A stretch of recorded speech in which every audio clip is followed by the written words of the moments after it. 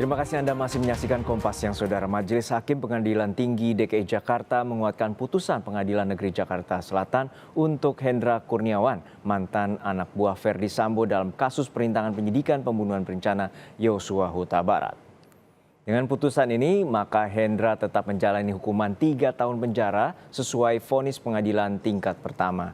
Selain di penjara, Hendra yang berpangkat Brigadir Jenderal dipecat dari kepolisian karena dianggap membantu Sambo merintangi penyidikan pembunuhan berencana pada Yosua Huta Barat. Hari ini, Hakim Pengadilan Tinggi DKI Jakarta juga akan membacakan putusan untuk banding Agus Nur Patria.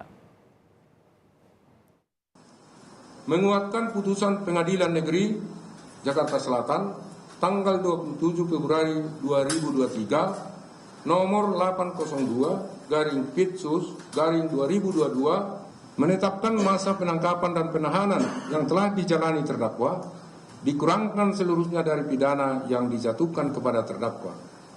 4. Menetapkan terdakwa tetap berada dalam tahanan rumah tahanan negara. Hendra Kurniawan adalah mantan Karo Paminal dan Agus Nur Patria, Kepala Detasemen Biro Paminal Polri. Keduanya dianggap bertanggung jawab dalam merekayasa kamera pemantau dan cerita pembunuhan terhadap Yosua Huta Barat. Selain Hendra dan Agus, 4 lagi anak buah Ferdi Sambo juga disidang pidana karena merintangi penyidikan pembunuhan Yosua Huta Barat. Laporan lengkapnya ada rekan kami, jurnalis Kompas TV, Tifal Solesa di Pengadilan Tinggi DKI Jakarta. Tifal, vonis tetap dijatuhkan mengikuti Pengadilan Negeri Jakarta Selatan 3 tahun. Lalu apa saja pertimbangan Majelis Hakim untuk menolak banding dari Hendra Kurniawan?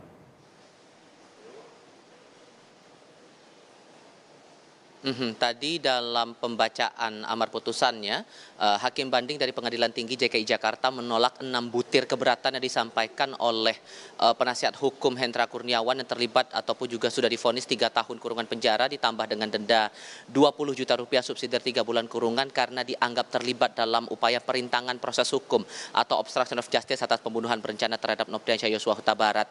Ke-6 poin ini kalau saya jabarkan, 2 poin pertama ini berhubungan dengan keberatan dari Hendra menyangkut dengan pasal yang dikaitkan terhadap dirinya, yakni pasal 48 jungto pasal 32 Undang-Undang ITE. Di situ dikaitkan bahwa Hendra Kurniawan ini terlibat melakukan upaya melawan hukum dan tanpa hak untuk mengakses rekaman CCTV yang disebut ini adalah milik publik, milik warga di Kompleks Polri Duren 3 Jakarta Selatan.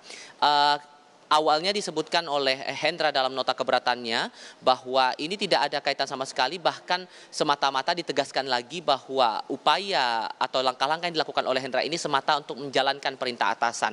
Namun di sisi lain dari Hakim Banding dari Pengadilan Tinggi DKI Jakarta beralasan bahwa sebetulnya kalau dikaitkan lagi dengan pasal yang dikaitkan atau dijerat oleh Hendra Kurniawan ini, betul bahwa Hendra Kurniawan menurut Majelis Hakim ini tidak punya kewenangan, tidak punya kepentingan langsung untuk mengecek dan mengamankan rekaman CCTV di Kompleks Polri Duren 3 Jakarta Selatan. Apalagi posisi Hendra Kurniawan yang merupakan Kepala Biro Pengamanan Internal Karo Paminal Divisi Propam Polri ini tidak ada sangkut pautnya sama sekali dengan bukti-bukti yang berhubungan langsung dengan tindak pidana umum. Sehingga wajar kiranya menurut Majelis Hakim Hendra Kurniawan dijerat dengan pasal 48 jungto pasal 32 Undang-Undang Informasi dan Transaksi Elektronik.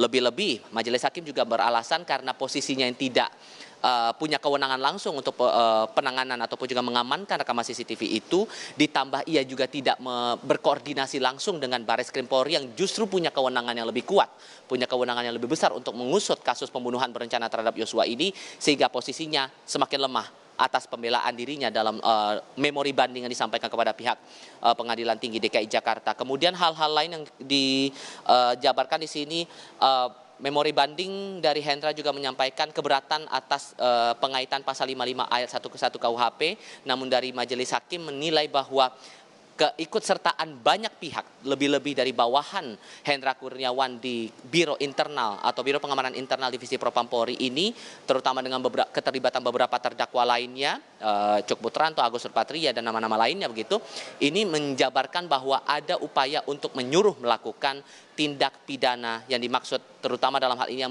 berkaitan erat dengan perintah Verdi Sambo mengamankan rekaman CCTV itu sendiri. Kemudian masalah perintah jabatan, tadi juga dimuat dalam memori keberatan Hendra Kurniawan bahwa semata-mata ini semua perintah jabatan.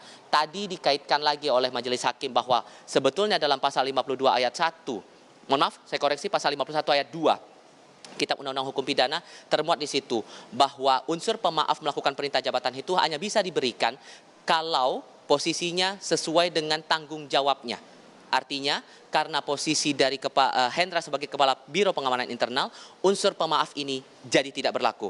Nah, poin-poin lainnya adalah sehubungan langsung dengan rekayasa cerita Verdi Sambo yang disebut sebagai kesesatan fakta yang dianggap bisa menjadi penghapus pidana, itu juga tidak dikabulkan oleh Majelis Hakim Pengadilan Tinggi, dan masalah pembelaan diri Hendra Kurniawan bahwa ada tekanan publik dalam putusan pidana terhadap dirinya, ini juga tidak dikabulkan. Sehingga pada akhirnya Majelis Hakim dari Pengadilan Tinggi DKI Jakarta menguatkan posisi putusan dari Pengadilan Negeri Jakarta Selatan yang memvonis Hendra Kurniawan 3 tahun kurungan penjara ditambah dengan denda 20 juta rupiah subsidiar 3 bulan kurungan. Jono. Ya Tifal, seperti Anda sampaikan tadi, mantan anak buah Verdi Sambo juga ada nama Agus Nurpatria yang juga mengajukan banding. Lalu kapan putusan banding terhadap Agus Nurpatria ini akan dibacakan?